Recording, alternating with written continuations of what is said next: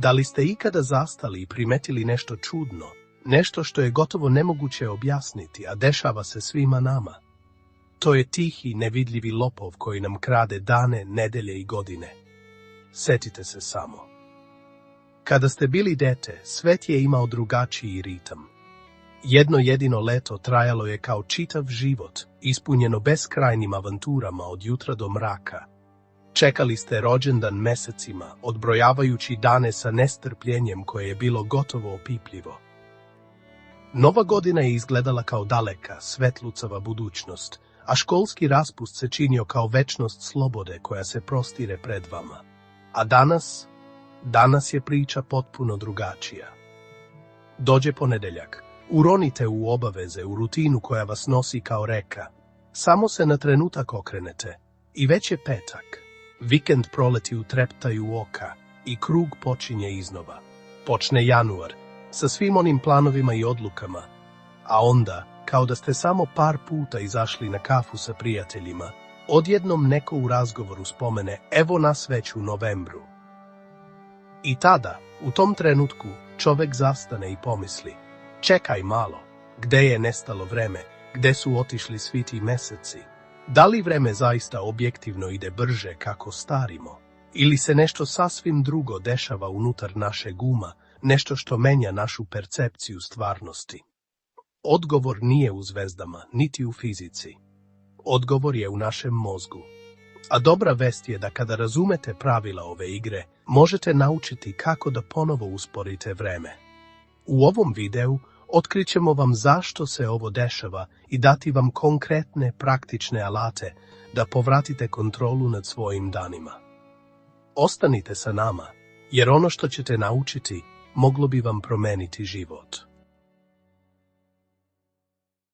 Sat meri vreme isto, uvek.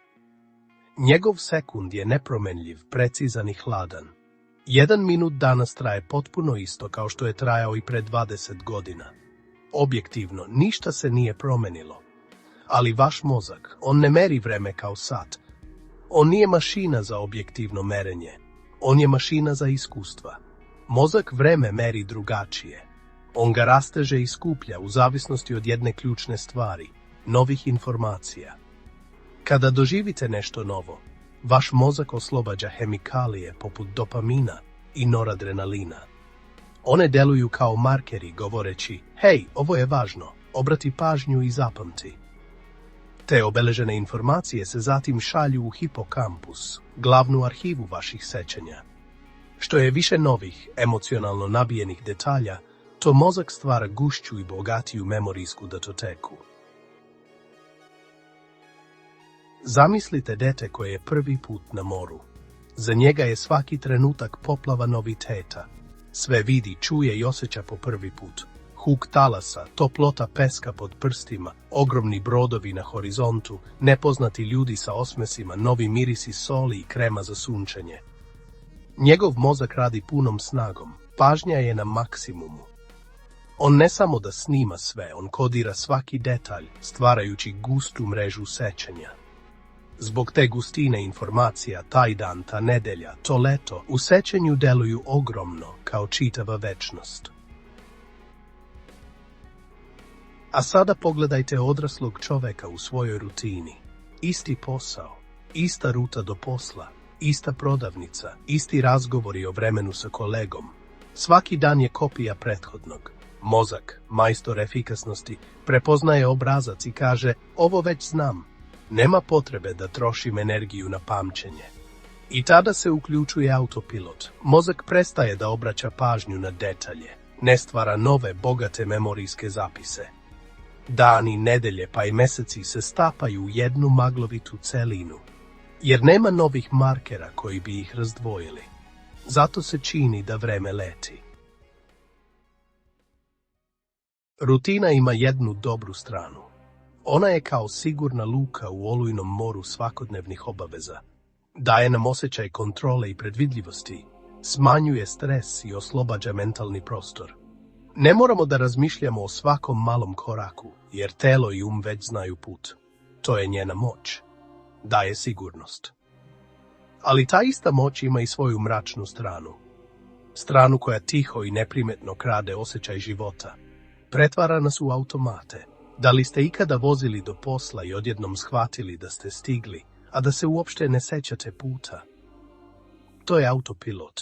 Ili onaj isti doručak svakog jutra, isti ukus, isti pokreti, a tek beskonačno scrollovanje po telefonu. Palac se kreće, oči gledaju, ali mozak ne registruje ništa vredno pamćenja. Jer kada živite isto svaki dan, kada je svaki utorak kopija ponedeljka, a svaka sreda samo njegov nastavak, mozak aktivira svoj mehanizam za uštedu energije. On prestaje da kodira nova sećanja, jer nema ničeg novog za kodiranje. Počinje spajati dane, nedelje, pa čak i mesece u jednu bezličnu sivu masu. Ponedeljak, utorak, sreda, sve izgleda isto. Vreme se ne osjeća, ono samo prolazi. I zato se mnogi ljudi, možda baš i vi, iznenade kada vide staru sliku i kažu: čekaj, zar je ovo bilo pre 10 godina? A u glavi osjećaju kao da je bilo juče. Taj šok nije zato što starimo. To je zato što je mozak u nedostatku novih, značajnih iskustava jednostavno kompresovao čitavu deceniju u nekoliko maglovitih sećanja. Nije zapamtio dovoljno posebnih trenutaka koji bi služili kao sidra u vremenu. Život se desio, ali ga nismo u potpunosti doživeli.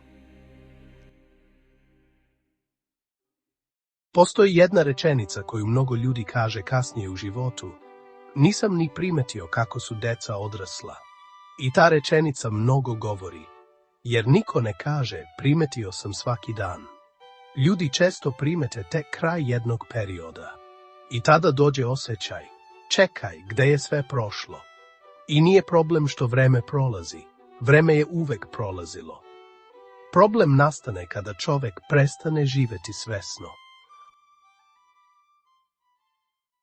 Ne možete zaustaviti sat, ali možete promeniti način na koji mozak pamti život. Probajte.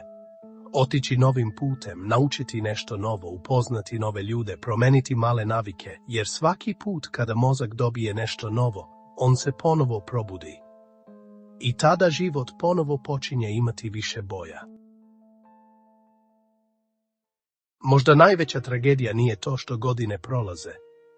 Možda je najveća tragedija kada čovek prestane primećivati život dok ga živi. Jer jednog dana svi pogledamo iza sebe. Pitanje nije koliko ste godina živeli. Pitanje je koliko ste godina zaista osetili. Ako vas je ovo podstaklo na razmišljanje, zapratite kanal Treba da znaš. A mi se vidimo u sljedećem videu. Hvala vam na pažnji.